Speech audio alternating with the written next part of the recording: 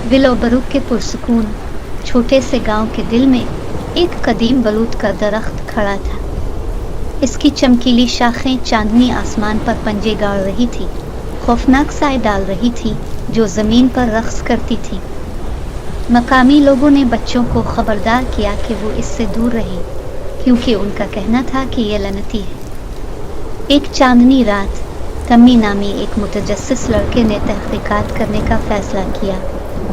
एक मध्यम ताज से लैस वो जंगल में दाखिल हुआ। उसका दिल ढोल की तरह धड़क रहा था। जैसे ही वो दरख्त के पास पहुंचा, हुआ ने नागवार राजों को सरगोशी की और पते अनदेखे हाथों से झुलसने लगे। अचानक तने से एक भूत शक्ल निकली। इसकी खोखली नजरें टम्मी पर जिम गई। ये दरख्त की रूह थी, इसके दखल से नाराज। ये हड्डियों की उंगलियों के साथ पहुंच गया और टम्मी की ताश टुमटुमाकर उसे अंधेरे में छोड़ गई। घबरा कर वो भागा, लेकिन दरख्त की खौफनाक हंसी ने इसका ताक़ुब किया। वो ठोकरें खाता हुआ वापस गांव में दाखिल हुआ, सांस रोके और कांपता रहा।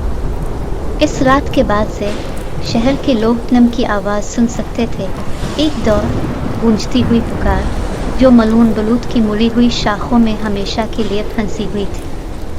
और आज तक बच्चों को खबरदार किया जाता है कि वो विलो बरूक में बलूत के शिकार बलूत के दरख्त के करीब न जाएं, क्योंकि ये उन लोगों के लिए भूखा रहता है जो रात के साए में इसके राज तलाश करने की हिम्मत करते हैं।